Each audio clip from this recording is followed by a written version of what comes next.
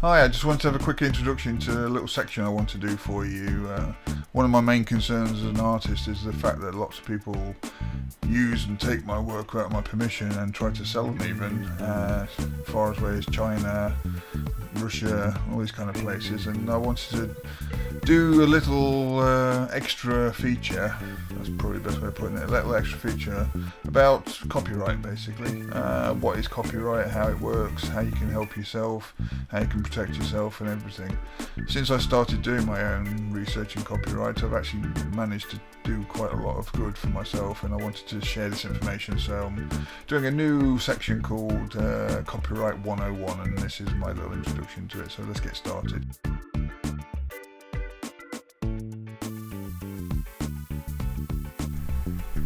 Hi, so what we're going to do is talk about copyright, the 101s of copyright. It's a very complicated subject. I'm only an artist. I would like to point out at this point that I have no legal background. I've not been educated in law, but it's basically what I've learnt over the years as an artist that basically has brought me to try to help other people understand what copyright is from an artistic point of view, and to help you understand how you can protect yourself, what tools you can use, how to find out copyrighted infringements, etc, etc. Okay, so we're going to get started with copyright. What is copyright? Okay, well, basically, before the law came around, most printing was done by hand. So basically all the actual plates were put together like this by hand, very slowly. All the artwork was drawn by hand, and it was then either etched or made into a block, which was then pressed, like so here.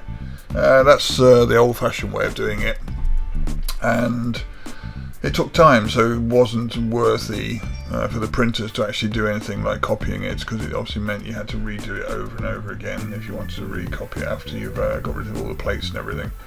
Then came across this thing, which is mechanicalization. So as soon as this was invented, the process of copying became a lot easier. So people, artists, writers, they would give their work, and without them knowing about it, the publishers would make money from doing reproductions. They would keep producing them over and over again and making more money than the artist was making. And this was kind of like getting a little bit annoying for the artist, because they got one payment for one print, but then maybe 6 months later the newspaper or the Rack magazine or the pamphlet or whatever it was, circular, would say, oh, let's do it again because we made some money from it, and they wouldn't pay the artist. So the artist would have no rights to basically complain about this. So what happened is, it's actually 311 years, in 1709, Statue of Anne was invented, okay, and, well, written, wasn't invented, it was written, and it was basically designed to protect writers. Now this was working in the basic sense that if anybody took on board a piece of work from a writer or an artist or whatever and reproduced it the second time, they would either have to pay a fee to the artist for that actual process of doing the actual copy, or basically they were in violation of the law, which means they could be prosecuted. So this is what was the first basic idea of copyright.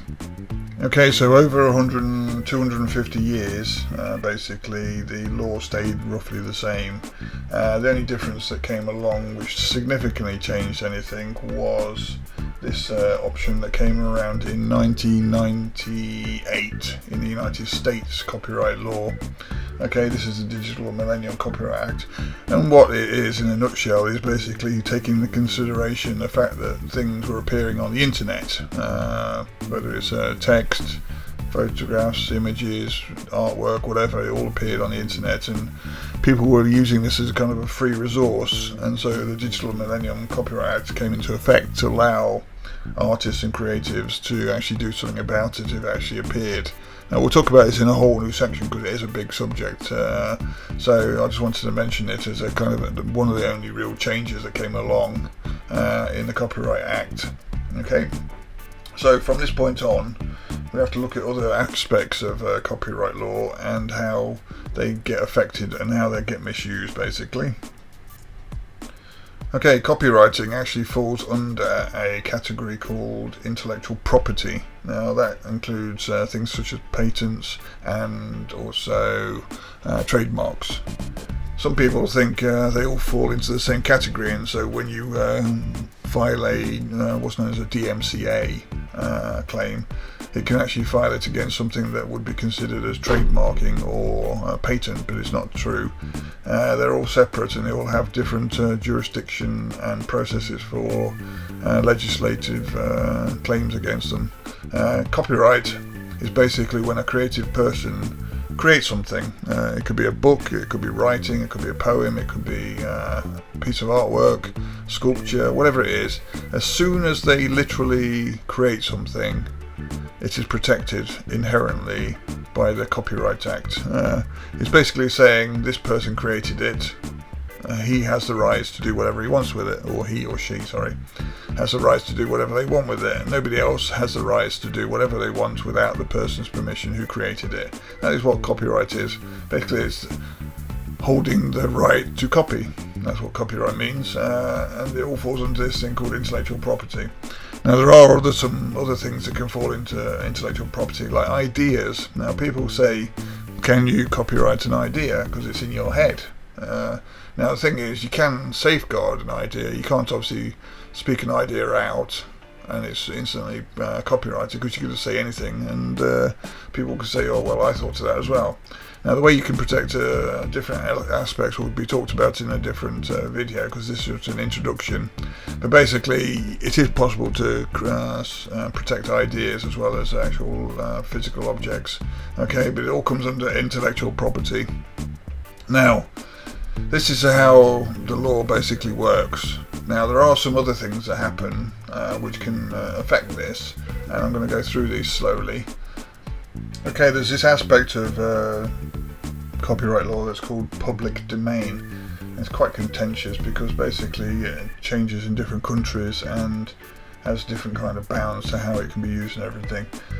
To keep it simple for this introduction, public domain is when something that used to be a creative work under copyright has basically fallen into a state where the copyright has expired, whether that's through the death of the actual artist or whether it actually came before copyright actually existed. For instance, the works of William Shakespeare were written way before copyright was written, so basically they're free to use.